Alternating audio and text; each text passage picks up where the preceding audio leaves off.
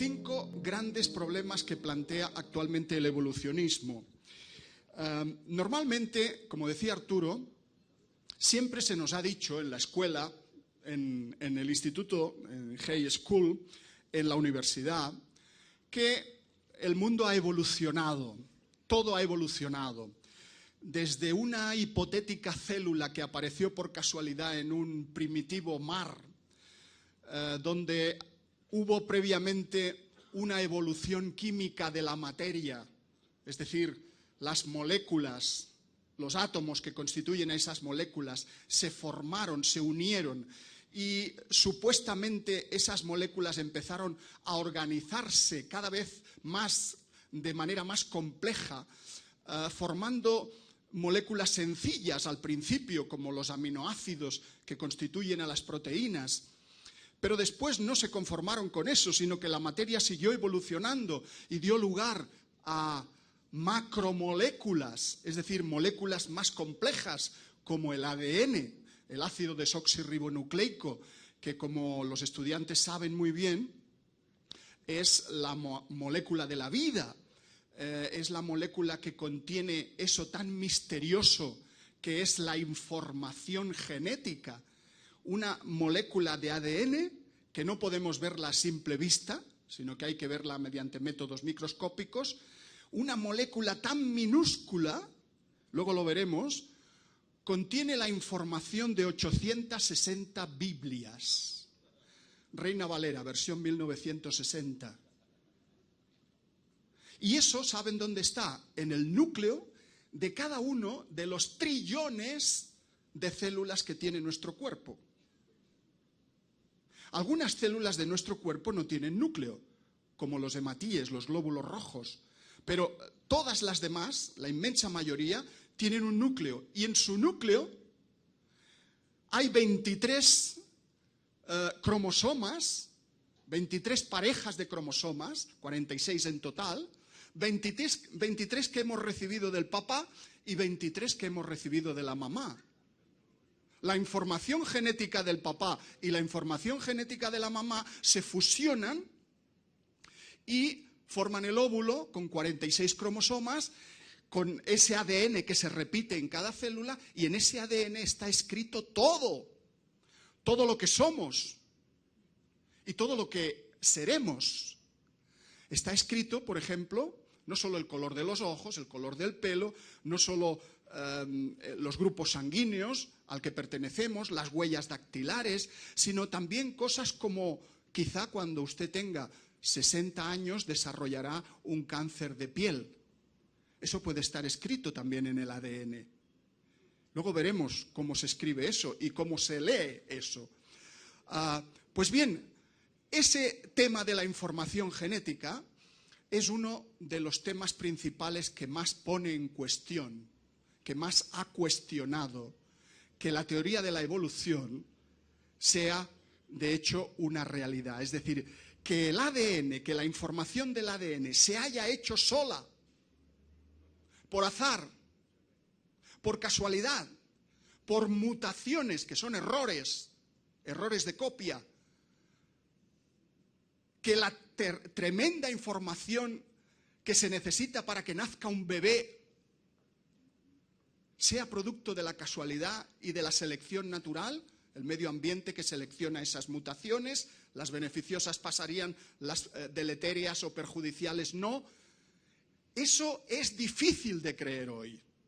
Tan difícil de creer que en una reunión que se celebró hace unos meses, en el año 2016, en diciembre del 2016, una reunión que se celebró en la Royal Society del Reino Unido.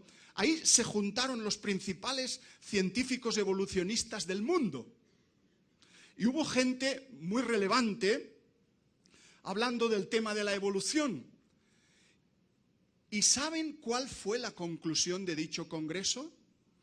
Que actualmente la teoría de la evolución tiene planteados 5 asuntos que no tienen respuesta.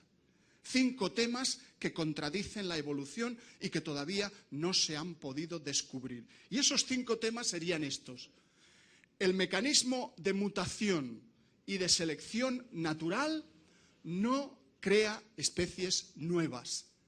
Hasta ahora se nos ha enseñado que sí, que la mutación más la selección natural generaba todas las especies vivientes de este planeta.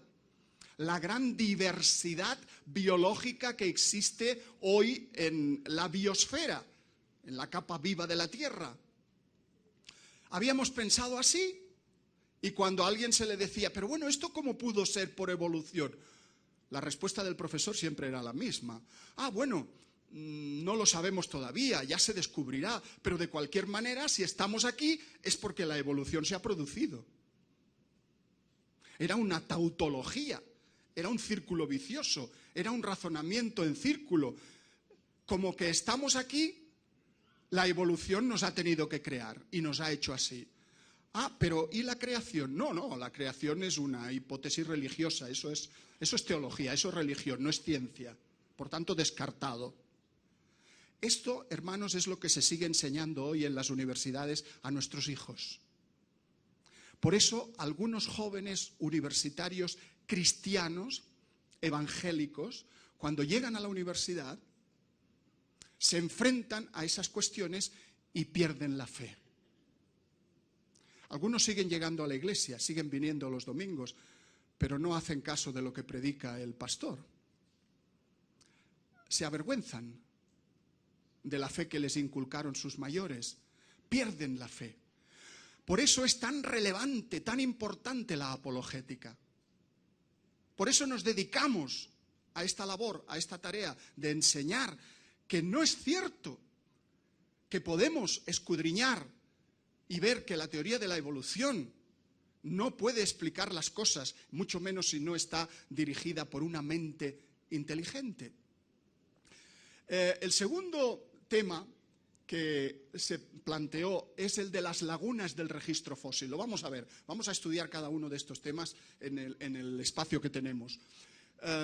¿Por qué si la teoría de la evolución de Darwin decía que el cambio en las especies es lento, millones de años, y gradual, pequeños errores, pequeñas mutaciones que se van acumulando poco a poco en los genes, en el genoma humano, en el ADN, y se van transmitiendo a las generaciones? ¿Por qué si es un proceso lento y gradual, no encontramos fósiles intermedios entre los grandes grupos animales que existen? Lo vamos a ver. El tercer tema era el origen de la información biológica, ya lo hemos comentado. El cuarto sería el origen de la información epigenética, qué palabra más fea, ¿verdad? ¿Qué es epigenética? Epigenética es cómo el medio ambiente puede cambiar la expresión de la información del ADN sin modificar el ADN. Esto hasta hace 10 años no se sabía. No se sabía nada de todo esto. Pero vamos a estudiarlo también brevemente. ¿Cómo influye el ambiente en nuestra genética? También es algo que contradice el tema de la evolución.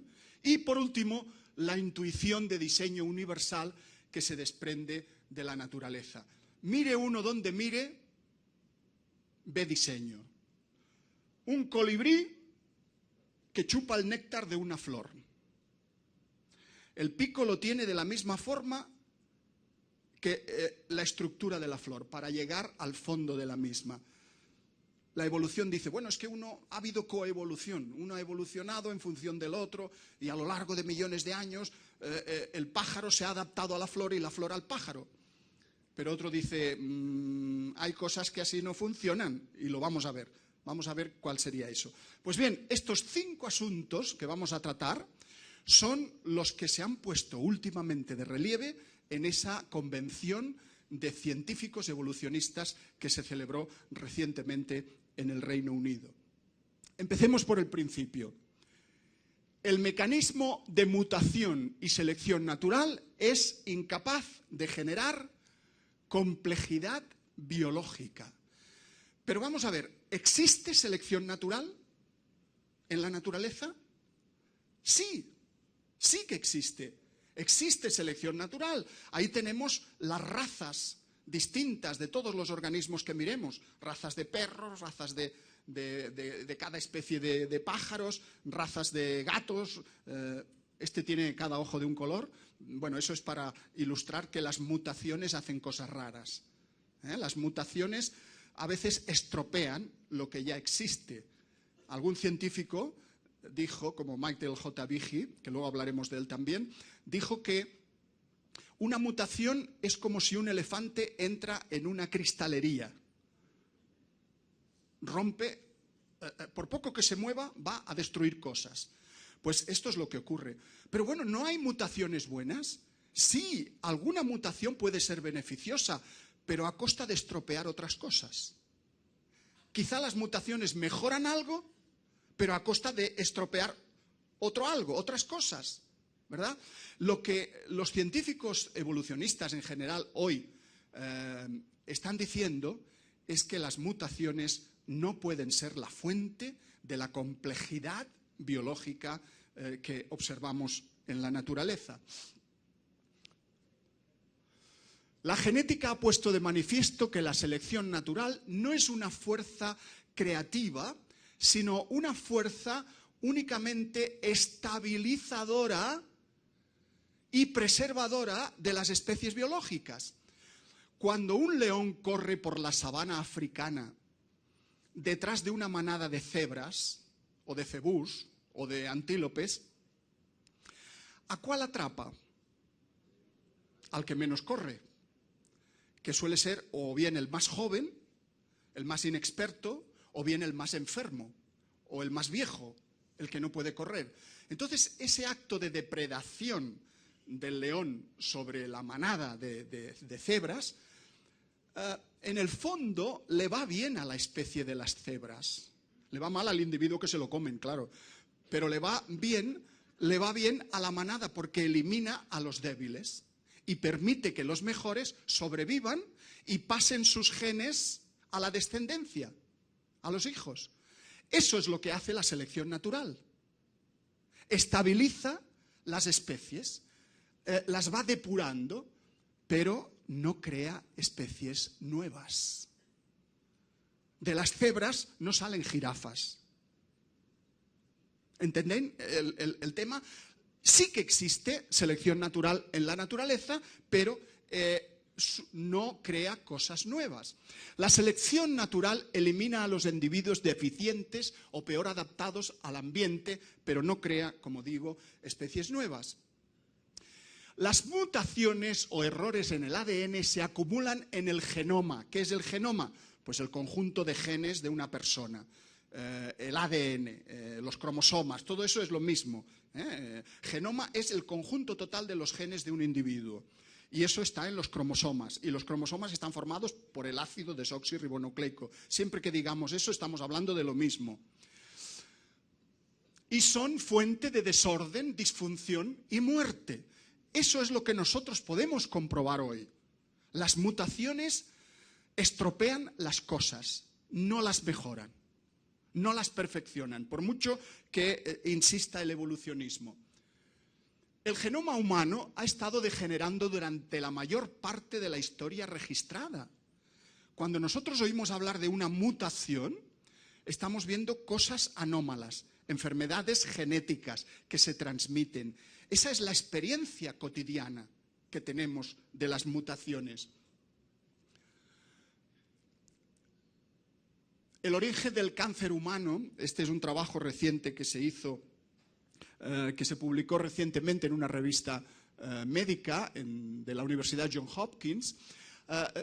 Fijaos, el 66% de las mutaciones son mutaciones en la división celular. Cuando las células se dividen, se duplican, una célula madre se divide en dos células hijas, cada una de ellas se divide a su vez en dos células hijas, y eso son las mitosis o las meiosis, son divisiones celulares. Pues en esas divisiones aparecen los errores de copia. Y esos errores, fijaos, el 66% se producen cuando se dividen las células. El 29% se debe a factores ambientales. ¿Qué son factores ambientales? el aire que respiramos puede estar cargado de químicos contaminantes. Y lo respiramos cada día. Los tubos de escape de los vehículos, de los automóviles. El dióxido de carbono que se escapa a la atmósfera. Los alimentos que comemos son tratados con conservantes, con productos químicos que algunas veces son perjudiciales. Cuando se descubre que son perjudiciales, se sustituyen por otros. Y así vamos cambiando. La dieta que tomamos, todo lo que nos envuelve es susceptible de generar mutaciones. Los rayos que vienen del espacio, los rayos cósmicos, generan mutaciones, cánceres de piel. Pues bien, eso constituiría el 29%, factores ambientales. Y la herencia genética solo sería el 5% de los cánceres. Esto quiere decir que el peso, el lastre genético que arrastramos, de nuestros padres, de nuestros abuelos, que nos produce cáncer, es mínimo. Es solo un 5%, pero es suficiente para que tengamos ese esquema de enfermedades cancerígenas hereditarias que existe en la actualidad, con solo un 5%. Hay un genetista norteamericano, el doctor Sanford, que escribió este libro, Entropía genética. Entropía genética es el grado de desorden que se acumula lentamente en el ADN humano. La palabra entropía parecía exclusiva de los físicos, porque la entropía está relacionada con la segunda ley de la termodinámica, que dice que en el mundo todo se desordena, todo tiende al desorden, todos los sistemas, si se dejan al azar, se estropean. Si usted compra una casa nueva, flamante, y la deja 100 años sin pintar, sin mirar, con las puertas cerradas, pues claro, al cabo de 100 años se habrá estropeado bastante esa casa. Eso es entropía, eso es grado de desorden. Pues bien, este hombre dijo que lo mismo que ocurre en el mundo, en la física, ocurre con la genética en nuestros cuerpos. Las enfermedades, los errores de copia, las mutaciones, se van acumulando en nuestro ADN y es como algo que nos está estropeando. Pero eso va en contra de lo que dice la teoría de la evolución. La evolución dice que nosotros descendemos de los simios antiguos, que hemos ido de lo imperfecto a lo perfecto. Sin embargo, genéticamente no somos mejores que Adán y Eva. No hemos mejorado. Siempre se dice que hemos mejorado. Y sí, habremos mejorado culturalmente, tecnológicamente, en medicina. Pero no hay que confundir evolución cultural con evolución biológica, genética. Genéticamente nos hemos estropeado. No somos mejores que nuestros abuelos y que nuestros bisabuelos, al revés.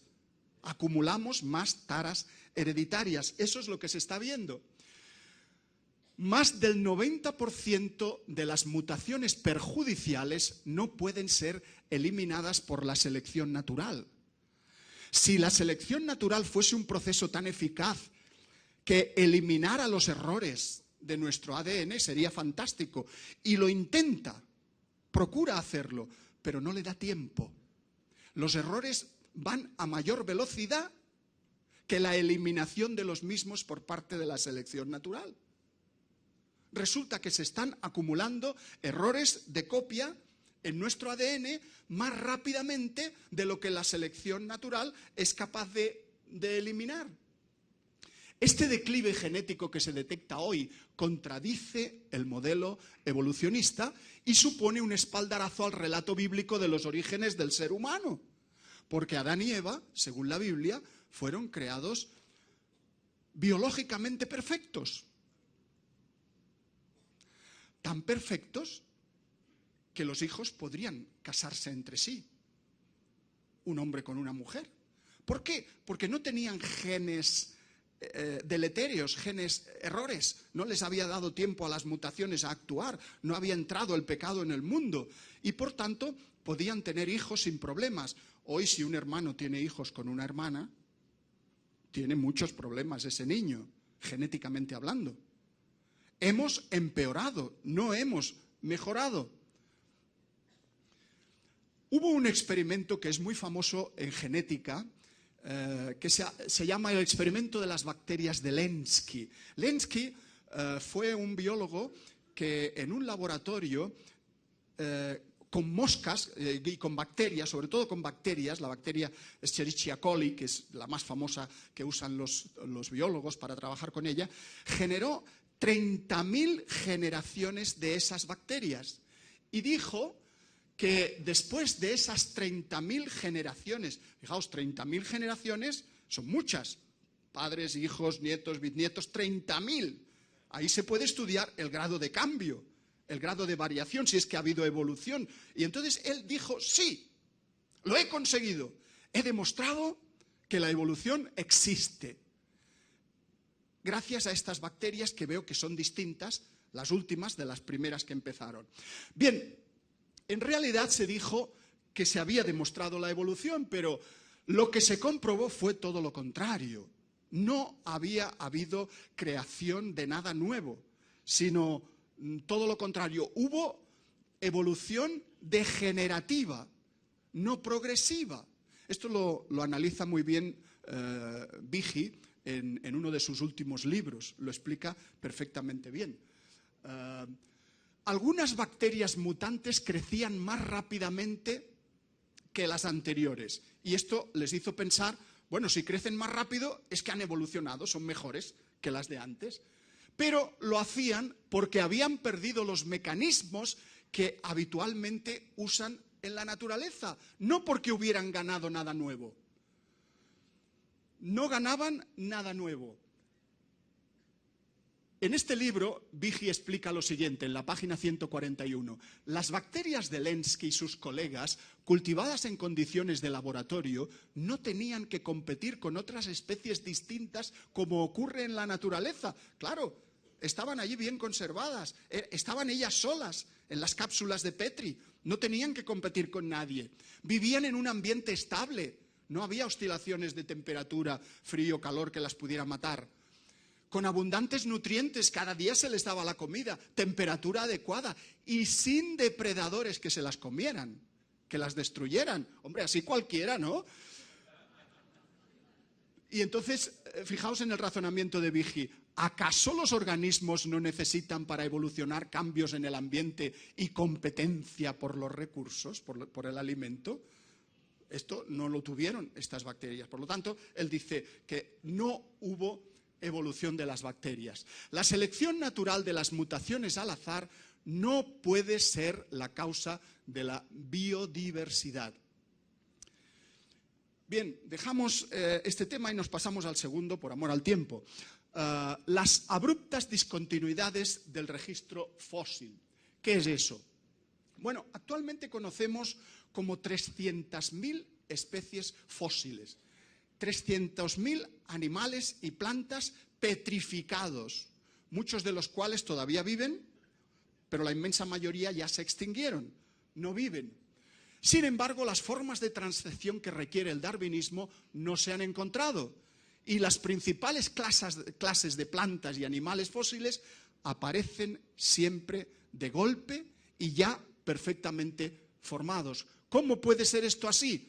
Pues fíjense, tenemos aquí protistas, que son animales microscópicos o protozoos, formados por una sola célula.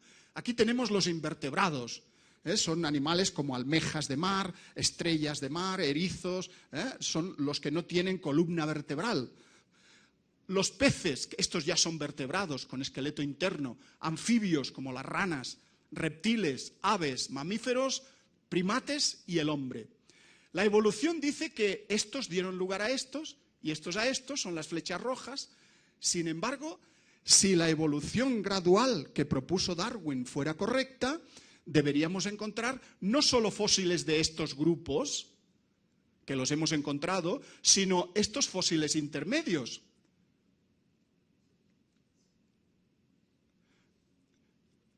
Estos fósiles intermedios no se han encontrado. Donde están los interrogantes quiere decir que esos son las lagunas sistemáticas, los huecos. Si la evolución fuese un proceso gradual, no debería haber un fósil intermedio como el Archaeopteryx, el ave que tiene dientes en el pico, o como el Ictiostega, el pez que se convirtió en anfibio y salió del agua. No, debería haber miles y miles de fósiles intermedios, tantos como de los otros. Pero no están, no aparecen, no existen fósiles intermedios. Esto es un grave inconveniente para la teoría de la evolución, porque lo que encontramos, en vez de fósiles intermedios, son grandes explosiones de vida. Aquí aparecen en el precámbrico, en lo que se llama el Big Bang del Cámbrico, la gran explosión biológica del Cámbrico. En el Cámbrico, que es un periodo, un estrato que se supone, según el tiempo evolucionista, de 500 millones de años de antigüedad, en el Cámbrico aparecen todos los tipos básicos de organismos que existen hoy, lo que se llaman los phylums, y muchos más. Si hoy existen alrededor de 30 phylums distintos, en el Cámbrico existían 50, muchos más que se han ido extinguiendo. Entonces, esa explosión biológica se repite también aquí, a propósito de los peces. Muchos peces aparecen de golpe sin formas intermedias de transición previas. Ocurre también con las aves y ocurre con los mamíferos. Son explosiones de especies nuevas. Lagunas en el registro fósil, desde el pez al anfibio no hay fósiles intermedios, del anfibio al reptil tampoco. Todo esto que nos dice, de los 1.000 millones de supuestas especies extintas, solo se han hallado, como digo, unas 300.000 fosilizadas. Apenas se han encontrado posibles formas de transición. ¿Y qué decir del esquema de la evolución humana? Este esquema ya hablaremos más abundantemente después, pero básicamente la evolución de los esquemas de la evolución humana es lo que más evoluciona, lo único que evoluciona, porque cambian en el tiempo cuando se descubre una especie nueva. Hay muchos fósiles del género Homo que podrían ser atribuidos desde la perspectiva creacionista, desde la perspectiva del diseño, a razas humanas fósiles. Y hay también muchos fósiles que son equiparables a los simios, pero no hay formas intermedias de transición.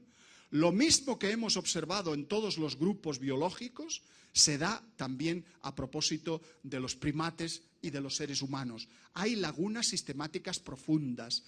Este año ha sido terrible para la paleoantropología, la ciencia que estudia los fósiles humanos y de simios, porque se han descubierto 6 cosas que no encajan en el árbol evolutivo previamente aceptado. Se ha visto que hay Homo sapiens en Marruecos, se ha visto que hay especies que se suponía que estaban en África fuera de África, como el hobbit, el Homo floresiensis, que está en Indonesia y es equiparable, no como se decía antes, un descendiente del Homo erectus, sino que es equiparable al Homo habilis. ¿Qué hace un Homo habilis en Indonesia? En la isla de Creta se han hallado huellas humanas, de pies humanos, que son tan antiguas o más que Lucy, que las famosas huellas de la Etoli. O sea que esto contradice completamente los esquemas evolucionistas que se tenían hasta ahora y obliga a los evolucionistas a replantear sus árboles filogenéticos. Pero ese sería otro tema. No hay evidencias de transición entre unos y otros. Hasta tal punto esto de las lagunas sistemáticas es una realidad que algunos paleontólogos evolucionistas famosos, como Gould y otros, dijeron que el gradualismo no puede ser. Tenemos que inventar o descubrir un nuevo sistema para que funcione la evolución. Y entonces él propuso el equilibrio puntuado, la teoría del equilibrio puntuado.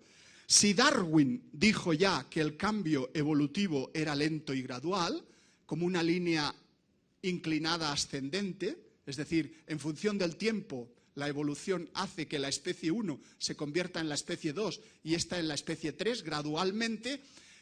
Como no hay fósiles intermedios, entonces Gould dijo, quizá las especies no evolucionan y de pronto se produce una macromutación que cambia la especie 1 a la especie 2 esta aparece durante millones de años sin cambio hasta que se produce otra macromutación que tampoco va a cambiar.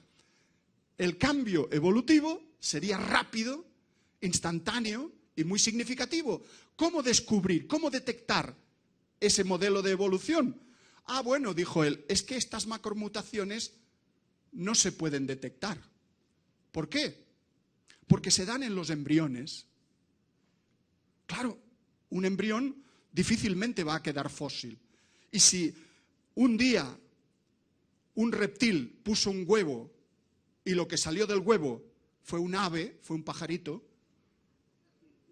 ¿cómo detectar eso? Bueno, pues así está el tema de la evolución hoy.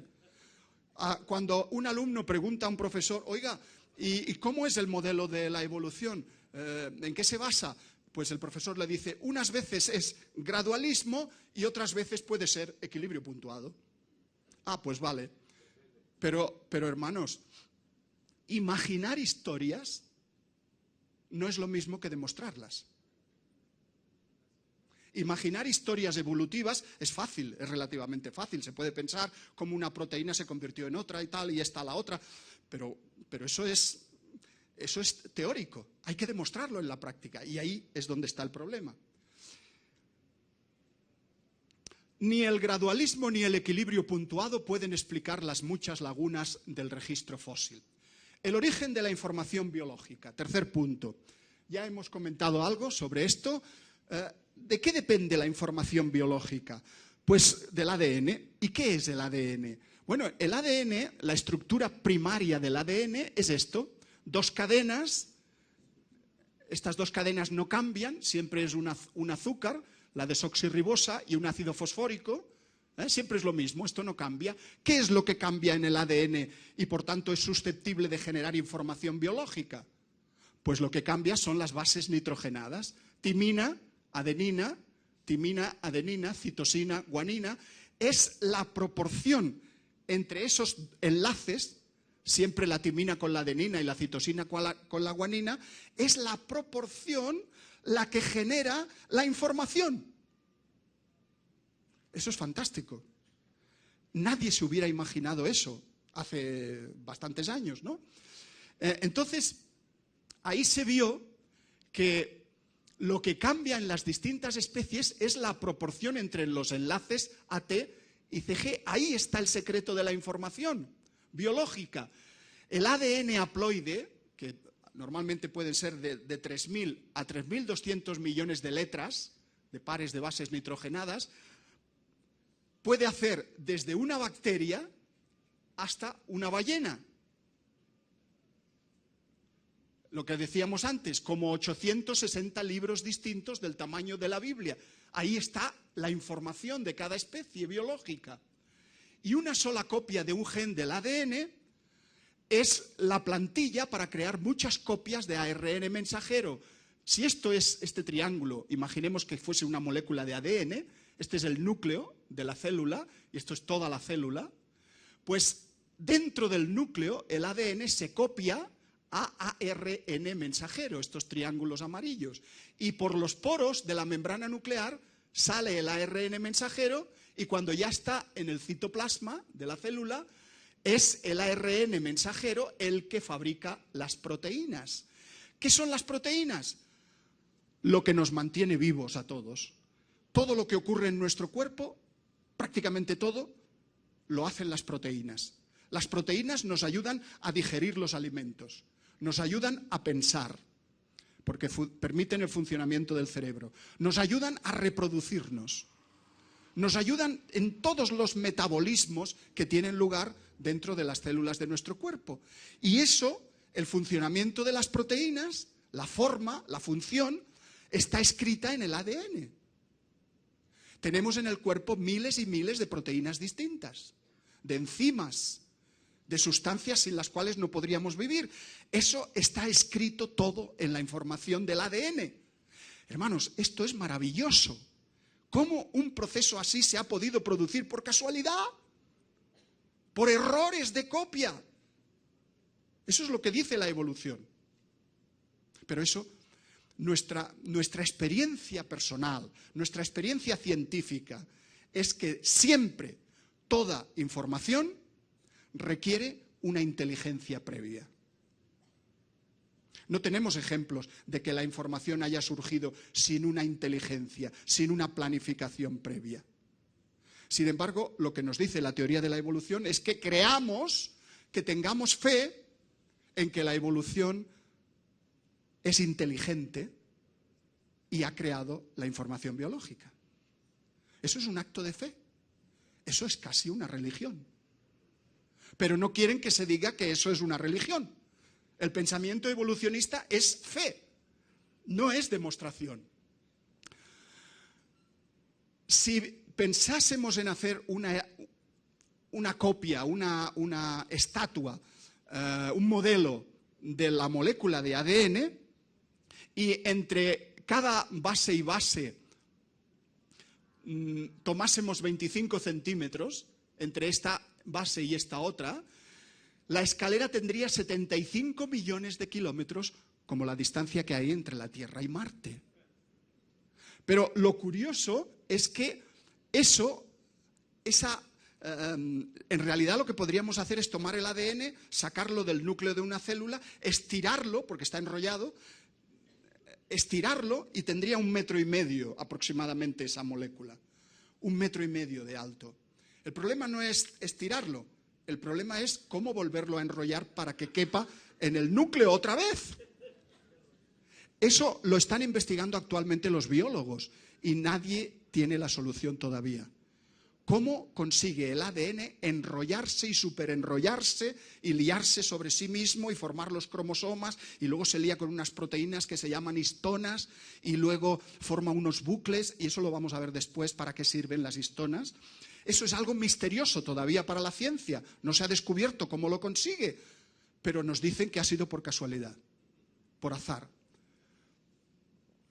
¿Pudo originarse esta información por azar? Nuestro número salió en el juego de Monte Carlo, dijo Jacques Monod en su libro antiguo, un clásico ya, El azar y la necesidad. Pero la probabilidad de obtener por azar una proteína funcional pequeña de 100 aminoácidos sería de 1 entre 10 elevado a 130. Yo este número no lo comprendo, quizá Daniel sí, y luego nos lo explicará. Pero mi cabeza no da para entender este número. ¿Sabéis por qué? Porque fijaos, el número total de átomos que posee nuestra galaxia, la Vía Láctea, es de 10 elevado a 65 nada más. La mitad.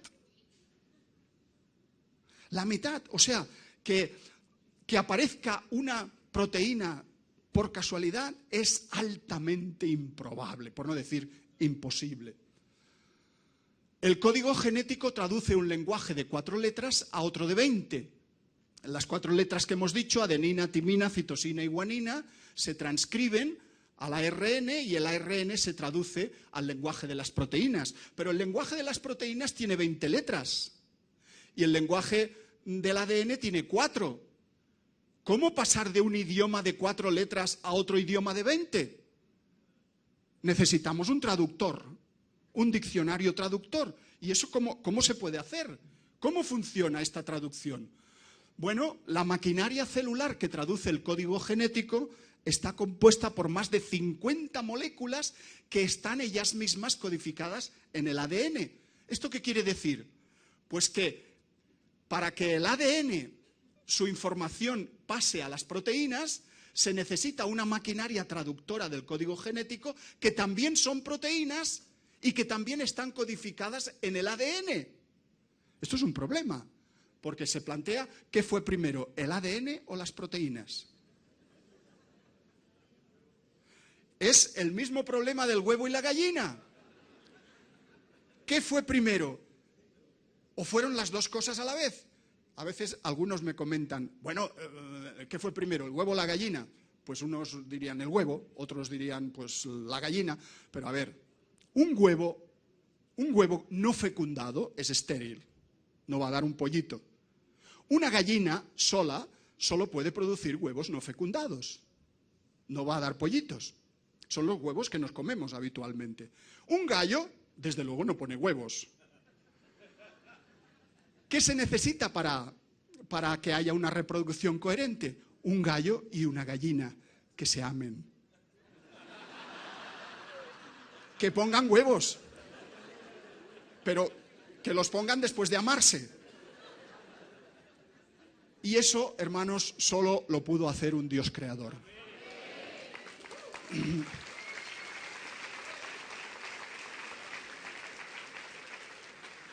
De manera que los procesos ciegos del darwinismo no pueden explicar cómo la complejidad e información del ADN habría podido surgir de la materia muerta, de la materia inerte. El origen de la información epigenética. Fijaos qué ADN más curioso. Formado por tomatitos, es apetitoso, por frutas, por verduras. Bueno, con esto se quiere indicar que en realidad la alimentación es muy importante. Lo que comemos, alguien dijo, somos lo que comemos. Bueno, un poco más, ¿no? Pero sí que realmente lo que comemos forma parte de lo que somos. La epigenética es el conjunto de reacciones químicas y demás procesos que modifican la actividad del ADN, pero, y esto es muy importante, pero sin alterar la secuencia del ADN, la información genética que contiene el ADN. Ciertos cambios del medio ambiente pueden alterar la biología de los seres vivos y transmitirla a las generaciones siguientes sin cambiar la información del ADN. Si Darwin hubiera sabido esto, se revolvería en su tumba, porque resulta que Lamarck tenía más razón. El medio ambiente puede influir notablemente en las especies. Para entenderlo, un ejemplo. El genoma, el ADN, es como una partitura musical. Puede dar lugar a versiones diferentes, una misma partitura. ¿Por qué? Pues según sea el director de la orquesta. Hay directores y directores, ¿verdad? Hay orquestas y orquestas. Hay músicos mejores y músicos no tan buenos. La calidad de los instrumentos. No es lo mismo un violín que vale 500 euros que un Stradivarius, ¿verdad? La música que suena de un Stradivarius es muy diferente a la de un violín barato. Y cómo es el local y cómo es la acústica. O sea que una misma partitura puede dar lugar a músicas ligeramente diferentes. El hambre en los campos nazis en Alemania sirvió a los genetistas para descubrir el siguiente fenómeno. Los nietos de los supervivientes siguen teniendo poco peso al nacer. Nietos de personas, de hombres y mujeres que sobrevivieron a los campos nazis, que no murieron. Y al nacer pesan menos de lo normal. Luego, cuando ya nacen y empiezan a comer y la dieta es estable, pues consiguen otra vez el peso. Tienen un peso normal. Pero al nacer, y esto es muy significativo, ¿cómo pudo afectar el hambre que pasaron en esas condiciones inhumanas a los nietos? No solo a los hijos, sino a los nietos. Esto es lo que hace la epigenética. Las condiciones de vida determinan ciertas enfermedades. Por ejemplo, si tenemos dos hermanos gemelos univitelinos, y uno lo llevamos a Suecia y el otro se queda viviendo acá en Medellín, y el uno va a tomar un alimento, el otro tomará otros alimentos, uno hará un tipo de deporte, el otro otro deporte, el otro respirará un aire, tendrá unos contaminantes, tendrá un estilo de vida, un estrés, una presión laboral, en fin, todo lo que supone el medio ambiente diferente, pues resulta que aunque los dos tengan el mismo ADN, y en ese ADN diga, usted a los 55 años tendrá un cáncer de colon, puede que uno lo tenga y el otro no. ¿Por qué? Porque la dieta, el ambiente, ha encendido o apagado esos genes, los genes que producen el cáncer de colon. O sea que nuestro comportamiento influye en nuestra genética. Nuestras costumbres influyen en lo que tenemos, en lo que somos y en las enfermedades que podemos llegar a padecer. Eso es lo que estudia la epigenética. La metilación del ADN puede modificar la disposición de las histonas. Bueno, ¿esto qué quiere decir? Pues esta sería la explicación. Normalmente el estado encendido del ADN es en el que se puede leer la información del ADN. Este hilo aquí verdoso sería el ADN y estos cilindros, trocitos de cilindro, serían las histonas, las proteínas.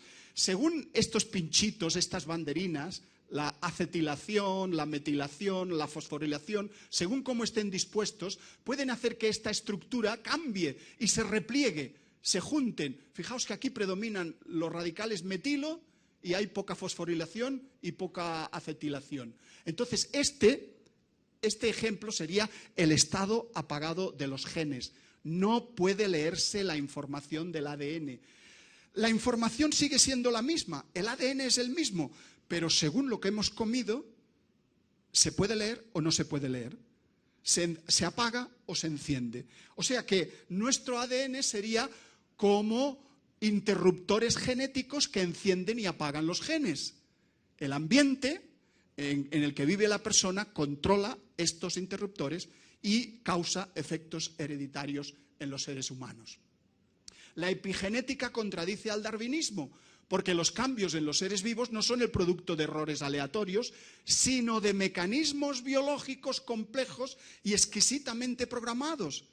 ¿Qué es lo que enciende y apaga los genes del ADN? Máquinas moleculares submicroscópicas, nanomáquinas, perfectamente diseñadas y que funcionan de maravilla. ¿Eso se ha podido producir por casualidad, por error, por mutación? Evidentemente que no. ¿Cómo es posible que surgieran por casualidad y se conservaran estos mecanismos epigenéticos teniendo en cuenta que solo iban a ser de utilidad en algún tiempo desconocido del futuro cuando las condiciones del medio lo requirieran? Siempre se nos ha dicho que la evolución no es teleológica. La evolución no tiene finalidad, es un proceso ciego, al azar. ¿Por qué iba la selección natural a conservar unos mecanismos inútiles durante millones de años? Y acabamos con esto, la intuición de diseño universal. Como decíamos al principio, mire uno donde mire, ve perfección. El esposo mira la cara de su esposa y dice, ¡qué perfecta eres! ¡Qué maravilla! ¿Cómo se ha podido producir eso por azar, por casualidad? Pero uno mira la naturaleza, mira dentro de las células, mira en las bacterias microscópicas que no se pueden ver a simple vista y encuentra la cara de la esposa. No, encuentra perfección, encuentra diseño, encuentra inteligencia en los procesos. ¿Cómo saber si algo ha sido diseñado o es producto del azar natural? Se han propuesto dos métodos básicamente para detectar el diseño. La complejidad específica y el otro, que lo veremos después, no se leía porque sale debajo. ¿Qué es la complejidad específica? Yo sé que ustedes tienen en Bogotá una montaña que se llama Monserrate. Y hay una virgen que se llama la Virgen de Monserrate o de Montserrat. Guadalupe. Pues en Cataluña, en el corazón de Cataluña, en Manresa, hay una montaña que es esta. Se llama Montserrat. Yo no sé si estamos emparentados a nivel de vírgenes. Seguramente sí, ¿verdad? Seguramente estamos emparentados. Los españoles vinieron acá y se trajeron su virgen. Bueno, pues Montserrat es una montaña preciosa, aparte del tema religioso. Desde el punto de vista geológico, es una ciudad, es una cordillera muy breve, muy pequeña, que parecen dedos de las manos, erosionada por el agua, por el viento, por las diferencias de temperatura. Podemos decir que Montserrat tiene complejidad. No existe, no puede existir en el mundo otra montaña como Montserrat. Es imposible que se hubiera formado por casualidad idénticamente a Montserrat. Pero fíjense en esta otra. Este es el monte Rushmore en Keystone, en Dakota del Sur. También es una montaña compleja. Pero además de ser compleja, es específica, porque especifica los rostros de los 4 primeros presidentes de los Estados Unidos. Esto no se ha podido formar por azar. Esto requiere una inteligencia. Alguien que ha cincelado, que ha modelado en la piedra esas imágenes. Bueno, pues esto, que es fácil de entender, comparando estas dos montañas, este es el complejo, la complejidad específica, es la idea de complejidad específica que propuso William Dembski, aunque él no fue el primero, ya había habido otros en la historia, pero él fue el que le dio la forma actual. La idea de complejidad específica. ¿Y qué quiere decir William Dembski con esto? Que cuando miramos los seres vivos, cuando miramos las células, cuando miramos el ADN, también podemos detectar complejidad específica. Algo que lo ha tenido que producir una mente inteligente. No el azar, no la evolución, no la casualidad a ciegas. Montserrat tiene complejidad, pero no es producto de un diseño inteligente, porque fue modelado por las fuerzas físicas. Pero el Monte Rushmore sí que muestra un diseño inteligente específico. La naturaleza jamás podría haber diseñado eso. En la naturaleza existen innumerables ejemplos de complejidad específica que solo pueden explicarse apelando a un diseño inteligente previo.